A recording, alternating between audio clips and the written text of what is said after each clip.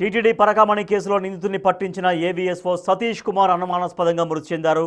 ఈ కేసులో విచారణకు హాజరయ్యేందుకు రాత్రి రాయలసీమ ఎక్స్ప్రెస్ ఎక్కిన ఆయన ఉదయం తాడిపత్రి సమీపంలోని రైల్వే ట్రాక్ దగ్గర విగత జీవిగా కనిపించడం సంచలనంగా మారింది. దీనిపై మరింత సమాచారాన్ని మా ప్రతినిధి యోగానంద్ అందిస్తారు. టీటీడీ పరకామణి చోరీ కేసులో కీలక పరిణామం చోటు చేసుకుంది.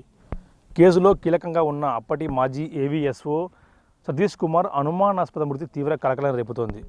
అయితే ఆయన గత రాత్రి గుంతకల్ నుంచి ఇవాళ విచారణకు హాజరు కావాల్సి ఉంది. సిట్ ఎదుట సిఐడి ఎదుట విచారణకు హాజరై తన వాంగ్మూలం ఇవ్వాల్సి ఉంది. కానీ రాత్రి 12 గంటల సమయంలో ఆయన గుంతకల్లో ట్రైన్ ఎక్కినట్లు కూడా మాకు తెలుస్తోంది. ఆ తర్వాత సుమారుగా 1:30 సమయంలో సుమారు 1 నుంచి 30 నిమిషాల సమయంలో అనంతపురం జిల్లా తాడిపత్రి సమీపంలో ఉన్న కోమలి రైల్వే స్టేషన్ వద్ద ఆయన అనుమానాస్పదంగా కూడా బాడీ రైల్వే ట్రాక్ పక్కన పడి ఉండడం కూడా తీవ్ర అనుమానం తావిస్తుంది. ప్రస్తుతం చూస్తూ ఉన్నాం. ఏదైతే బాడీ మొదటగా పడి ఉన్న ప్రదేశం అయితే మనం గమనించవచ్చు. స్పాట్ నెంబర్ 6 ఎవిడెన్స్ నెంబర్ 6గా కూడా పోలీసులు దీన్ని నమోదు చేశారు.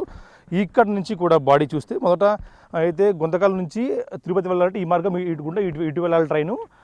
ఈ మార్గం కూడా ఇటు వెళ్లాల్సింది. తాడిపత్రి మరో 5 నిమిషాల్లో తాడిపత్రి పట్టణం కూడా చేరుకోవాల్సింది.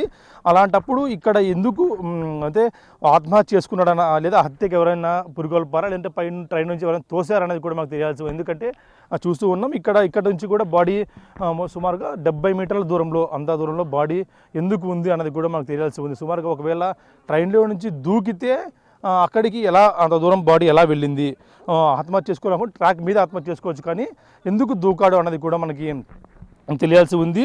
విచారణకు భయపడి దూకాడా లేదంటే ఎవరైనా తోసేశారా అనేది కూడా మనకి పోలీసుల విచారణలో తెలిసే అంశం. ఇప్పటికి దీనిపై రైల్వే పోలీసులు కూడా కేసు నమోదు చేసుకున్నారు.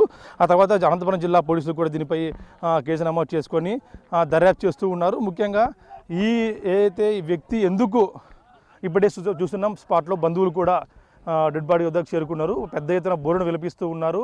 వీరంతా కూడాను ఎందుకు చనిపోయాడు అనేది కూడా మనకు కీలకంగా మారే అవకాశం ఉంది. ప్రస్తుతం చూస్తూ ఉన్నాం ఎవిడెన్స్ నెంబర్ 5 ఇది. ఇలా ఇంత దూరం బాడీ ఎలా వెళ్ళింది అనేది కూడా మనకి పూర్తి సమాచారం పోలీసులు క్లారిటీ ఇవ్వాల్సి ఉంది. ఎందుకంటే హత్య అయితే ఒకవేళ ట్రైన్లోంచి ఎవరైనా తోసి ఇక్కడ చనిపోయాడా లేదంటే ఎవరైనా చైన్ లాగి దిగి అతన్ని చంపేశారా అనేది కూడా తెలియాల్సి ఉంది.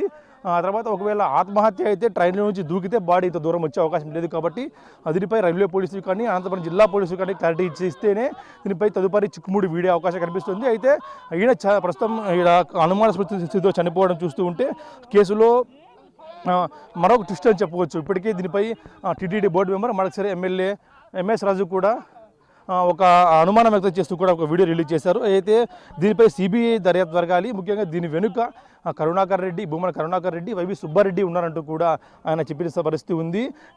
కేసు చివరి దశకు వచ్చినప్పుడు చివరి దశలో ఉన్నప్పుడు ఇలా ఏదైతే అనుమానాస్పదలో చనిపోవడం చూస్తూ ఉంటే దీంట్లో ఖచ్చితంగా ఏదో ఉంది అంటూ కూడా వారు చెప్తున్న పరిస్థితి ఉంది.